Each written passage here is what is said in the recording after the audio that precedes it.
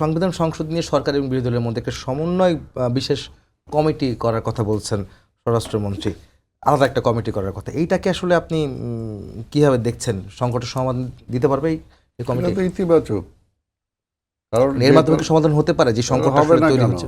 গুরুত্ব দিয়েছেন বলেই তো বিশেষ গুরুত্ব কমিটির দিয়েছে প্রশ্ন বলেই তো এসেছে। এটা যদি গুরুত্ব না দিয়ে করে না অ্যাভয়েড করে দেবো, বা এর আগে শেখ হাসিনার মতো বলতো যে না আওয়ামী লীগ একাই আনাফ, সেটা তো বলে নাই যে না বিএনপি একাই আনাফ, তাই না? তো বিরোধী দলকে কনফিডেন্সে নিয়েই তো বলেছে এই প্রস্তাবটা। বরঞ্চ বিরোধী দলের তো এটা খুশি হওয়া উচিত, কারণ যে কোনো সমস্যাই আপনি তো পার্লামেন্টে কেন, পার্লামেন্টে কথা হবে, নরম গরম উচ্চবাচ্য সব হবে, কিন্তু সমাধানটা আবার পার্লামেন্টেই করতে হবে।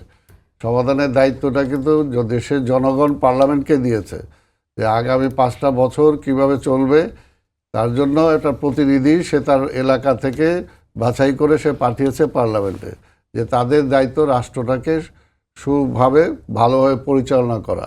তো সেটা তো তাদের দায়িত্ব। কাজে এটা তো আমি মনে করি যে আমাদের হোম মিনিস্টার যে প্রস্তাব দিয়েছে এটা মানে সাদরে গ্রহণ করা উচিত বিরোধী দলকে, এবং করে বসে আলোচনা করে সেগুলো সমাধান করা উচিত। কিন্তু উল্টো তো দেখেছি অধিবেশন মুলতবি করে আলোচনার প্রস্তাব দিয়েছে বিরোধী দল। মুলতবির কেন? মুলতবির প্রশ্নটা কেন? কিন্তু সেখানে আবার স্পিকার তো সময় দিচ্ছে না 31 সেটাই তো, মার্চ। মুলতবির প্রশ্নটা কেন আসবে এখানে? তো আমার আজকের সমস্যাটা হয়েছে, আমরা বললাম যে ঠিক আছে ভাই আমাদের এই 3 জনের মধ্যে সমস্যা হয়েছে, ঠিক আছে আমরা 2টা পার্টি, আমরা 2টা মিলে, আপনি বলে দিলেন যে আপনারা 2 জনে মিলে একটু আলোচনা করে ঠিক করে নেন, তো এটাতে খারাপ কি আছে? তো এটার জন্য আবার এখন কি অনুষ্ঠান মুলতবি করতে হবে, তাই না? তাই সে মুলতবির তো কোনো বিষয় নাই। বিষয় হলো যে আমরা যদি সিনসিয়ার হই যে আমরা রাষ্ট্রটা আমি যে কথাটা প্রথমে বলে আসতেছি, আমি বারবার এই কথাটা এখন বলবো, যে দেশটা সংকটের থেকে কিন্তু উত্তরণ ঘটে নাই।